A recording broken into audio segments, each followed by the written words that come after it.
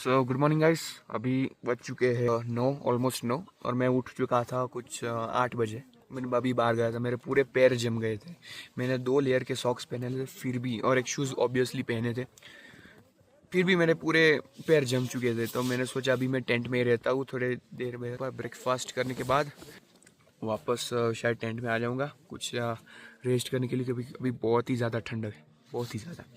अभी जयदत्त को भी थोड़ी ज़्यादा ठंड लग रही है, तो उसका भी मुझे थोड़ा कुछ देखना पड़ेगा। कुछ प्लान के अंदर की चेंजेस भी आ सकते हैं, लेकिन देखते हैं आगे क्या होता है। अभी यहाँ पर हमारा भी आ चुका है, और अब जा रहे हैं ब्रेकफास्ट करने के लिए। ना वाना चालू थे, सो ब्रेकफास्ट में मिलेंगे। ब्रेकफास्ट हो चुका है हमारा। यहाँ पर मैंने अभी बर्तन रखे धो के हुए। इधर ना मोस्ट ऑफ तो नहीं, तो हमेशा हमें खुद ही धोने पड़ते हैं। खाना अच्छा था तो ये सब कुछ वर्थ इट लगता है। सब जब नज़ारा आपको मिलता है तो और भी ज़्यादा ये खूबसूरत लगता है। अच्छा चलो अब देखते हैं नेक्स्ट हम क्या करेंगे। सो ओके गाइस, मैं अभी ट्रैकिंग के लिए निकल चुका हूँ। अभी कुछ 100 मीटर्स जितना हुआ है मैंने ट्रैकिंग करे हुए। मेरा आवाज़ भी थोड़ा सा बदला गया है वैसा लगता है, क्योंकि यहाँ पर माइनस के अंदर है तो थोड़ा सा टंग थोड़ी सी ऐसी स्टिक होती है, उसी की वजह से मेरा भी आवाज़ ऐसा हो चुका है। अभी माइनस में लग नहीं रहा क्योंकि अभी बर्फ़ नहीं है, लेकिन शाम को बहुत ही ज़्यादा बर्फ़ हो जाती है। हमें ऊपर जाना है। पीछे हमारा टेंट है, इसके एग्जैक्ट नीचे। अभी मैंने शुरुआत की है। अभी मैंने देखा टाइम, और फिर देखते कितना एलिवेशन होता है और कितने किलोमीटर्स होता है। उन्होंने कहा कि कुछ 2-2.5 घंटे में तो हम वापस आ जाएंगे। देखते। दिस इज़ फॉर द कुंवारी पास, लेट्स गो। तो यहाँ पर कितना ज़्यादा स्टिफ है यहाँ पर चढ़ने के लिए, आखिर तक है। ये सब चढ़ना पड़ेगा, ये सब कुछ चढ़ना पड़ेगा टू द टॉप। एक और चीज़ है, अब यहाँ पर जो मेरे चश्मे दिख रहे हैं ना, ये अभी जो ब्लैक है ये और भी ज़्यादा ब्लैक थे। अभी ये मैं इतने साल अहमदाबाद में रहा हूँ और अभी तक इतने ब्लैक मेरे फोटोक्रोमेटिक ग्लासेस हुए ही नहीं है, अभी तक कभी नहीं देखे। लास्ट मैंने स्विट्ज़रलैंड में देखे थे इतने, जब मैं स्नो में था। अब इतने काले होने का रीज़न ये 2 चीज़ें। फर्स्ट तो अल्ट्रा वायलेट यहाँ पर नेक्स्ट लेवल पर है। सन किधर गया, ये रहा। जो लेवल के यूवी रेज यहाँ पर है उस वजह से। सेकंड, कोल्ड चीज़ जो है ना, वो फोटोक्रोमेटिक की इफेक्ट को और लॉन्ग लास्ट बना देता है। मतलब जितना ज़्यादा आप यूवी रेज में रहोगे उतने काले होगे। दूसरा, ठंडी की वजह से वो मेंटेन रहेंगे, वो डार्कनेस अपने ग्लासेस के अंदर। ये 2 रीज़न है आई थिंक, जिसकी वजह से अभी तक इतने काले हैं। इतनी धूप भी नहीं है, फिर भी बादल है। These 2 are the reasons. बात की जाए समिट की, तो समिट तो अभी भैया ये शायद कौरी पास का एक चेक पॉइंट है, और आगे आएगा कौरी पास। और ये जो होगा अभी मुझे पूछना पड़ेगा ये कौन सा है। ट्रैकिंग करने आया है तो हमने एक नोटिस किया एक चीज़, कि यहाँ पर जो ये आप देख रहे हैं ये क्या है, तो वो एक फ्रोज़न लेक है जहाँ पर सारा वाटर इकट्ठा होके फिर फ्रीज़ हो चुका है। ये बहुत पुराना है, आई थिंक 5-6 पर्वत एक साथ इकट्ठे होके और बीच में यहाँ पर एक फ्रोज़न लेक बनाते हैं। सो ऐसे यहाँ पर ऐसी सारी अनोखी चीज़ें मिलती है हमें, और अभी रुकना नहीं है, चालू रखना है। सो अभी हम एक चेक पॉइंट पर आ चुके हैं जहाँ से कोरी पास जाएंगे। यहाँ पर हमारा कोरी पास है, और यहाँ इस पीक पर हम जाएंगे, वो वाली ऊपर वाली। ये जो है हमारा ये मेन अपना पांगर चूल्हा है, जो होपफुली मैं वहाँ पर जाऊँगा अगर मेरे में इतनी ताकत बची हो तो। अभी तो देखो यहाँ पर जो हम जिस पीक पर आए हैं वो कुछ ऐसा दिख रहा है बस। इट्स ब्यूटीफुल, ऐसा है ऐसा। और यहाँ से शायद हम ऐसे जाएंगे, यहाँ पर ऐसे, और फिर से चढ़ के जाएंगे वहाँ पर। भाई क्रेज़ी होगा भाई, एकदम क्रेज़ी। अभी अपने जय भाई भी आएंगे जो मेरे साथ है, ये इधर है, और क्रिश भाई तो हमारे साथ है। और 1 इंच गिर चुकी है अपने झेड़ी की, क्योंकि उसको बहुत ही ज़्यादा ठंड लग रही है। वो कभी आया नहीं था ना, इसलिए थोड़ी सी ऐसी दिक्कत होती है। चलता है फिर भी अच्छा है, लेकिन वो चला गया क्योंकि यहाँ पर तो उसकी और हालत ख़राब हो जाती है।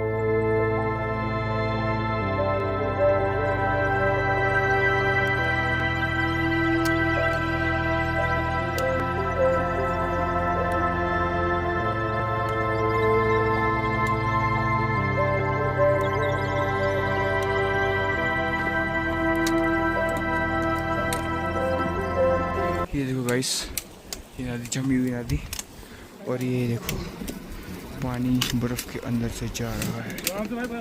अभी यहाँ पर मैं फिसल गया था। तो अभी कुंवारी पास का समिट यहाँ पर ही है। कहाँ पर? ये यहाँ पर ये। तो वहाँ तक पहुँचने के लिए अभी थोड़ा आधा घंटा लगेगा, लेकिन अभी मैं रेस्ट करने के लिए यहाँ पर रुका हुआ हूँ। और यहाँ से मैंने देखा तो हम ना बहुत ही दूर, बहुत ही ज़्यादा दूर से आए।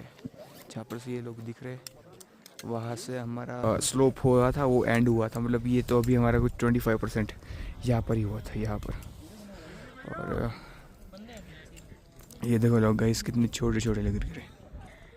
ये क्या पत्थर है ना? हाँ पत्थर है। ये देखो, ये बहुत ही ज़्यादा पीछे है ये सब लोग।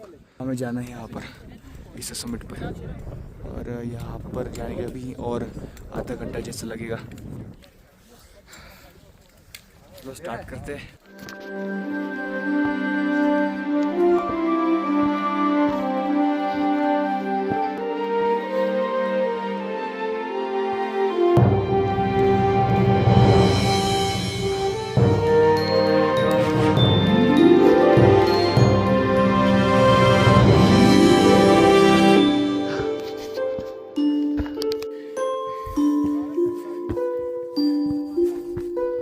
बारह 45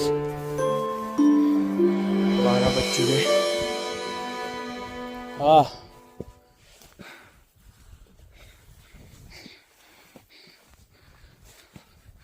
और ये हो गया हमारा कुंवारी पास समिट।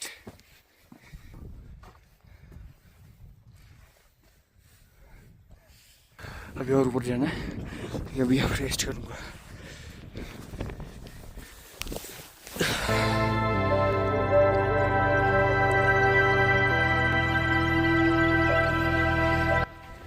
बर्फ तो है, इतना चढ़ना।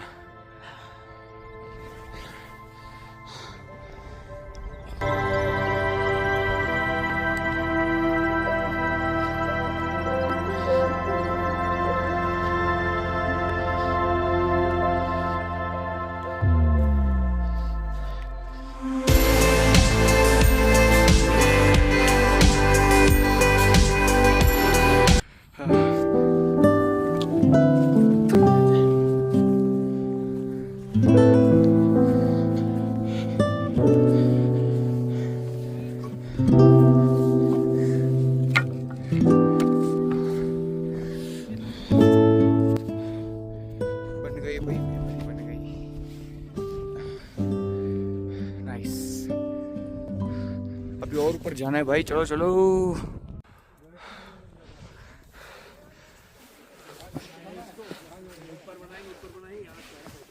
ये मार्बल है। अभी मैं टॉप पे हुआ ऑन द कुंवारी पास। ये माता जी का झंडा, जय माता दी। और ये यहाँ से नज़ारा दिखता है। हाँ, थोड़ी सी पब्लिक है यहाँ पर, लेकिन इट्स ऑल राइट, चलता है। यहाँ से बहुत मस्त दिखता है, ये देखो।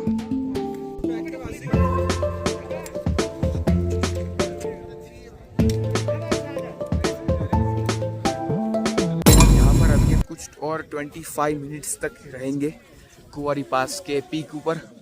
उसके बाद हम वापस बेस कैंप पर जाएंगे। अभी बजे है कुछ 12:45 को हम निकल जाएंगे यहाँ से। जय माता दी।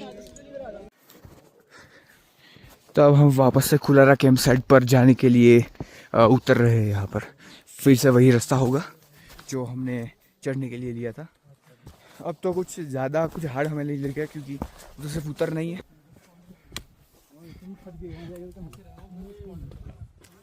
आई थिंक जहाँ जितना जाने का होता है ना, उसका माइंडसेट अपने आप रेडी हो जाए। यस यस, अब हमको पता था कि ऑलमोस्ट आगे से क्रॉस हो रहे थे। एग्री तो सब बड़ी के नहीं पक्की बनेगा। समझो, मारो नहीं। अभी बहुत थक चुके हैं, अगर पानी भी ख़त्म हो चुका है, तो अभी हम यहाँ से ही पानी लेंगे, इस बर्फ़ की नदी से।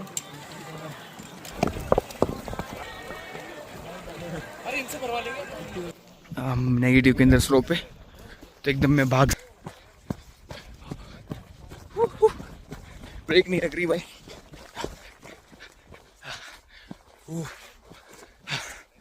ब्रेक ही नहीं लगती भाई जब ऐसे नीचे आता हो तो।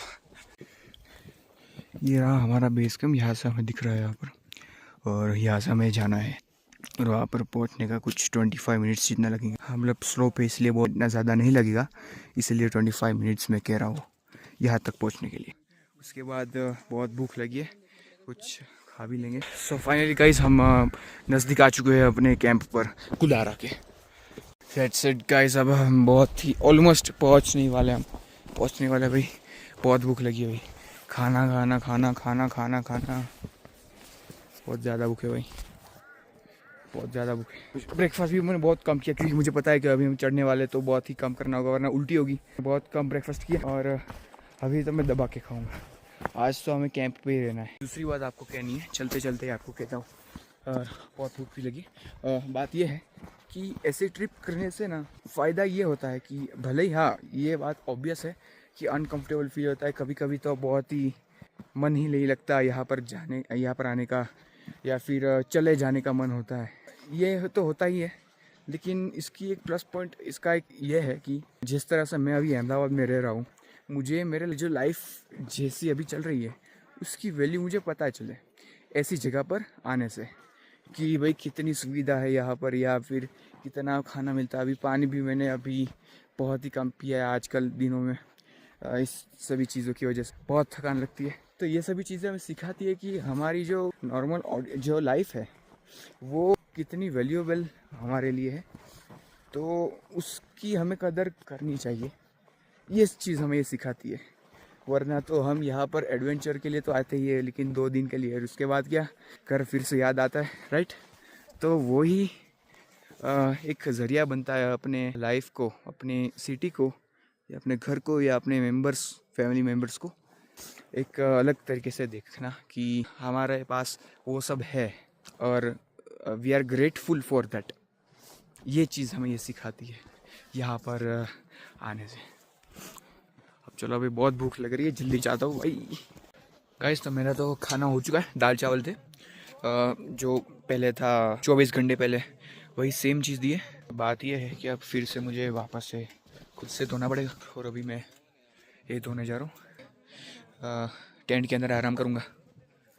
सो guys there is an update. मैंने अभी तक व्लॉग शूट नहीं किया क्योंकि जब मैंने लंच किया उसके बाद से मैंने डायरेक्ट सो गया था, और सोने के बाद डायरेक्ट मैंने फिर से डिनर करने के लिए मैं चला गया था, और इसीलिए मैं बहुत ही ज़्यादा थक गया था। क्योंकि कुंवारी पास चढ़ के जब हमें चढ़ना होता है तो ऑब्वियसली जो थकान होती है वो नेक्स्ट लेवल की होती है, तो इसीलिए मैंने कुछ नहीं किया, बस आराम ही किया। तो उसके अंदर कुछ व्लॉग में मैंने इसलिए मैंने कुछ लिया नहीं, और डिनर में कुछ था नहीं, बस दाल चावल थे, बैंगन का भरता और रोटी, और एक स्वीट थी, खीर।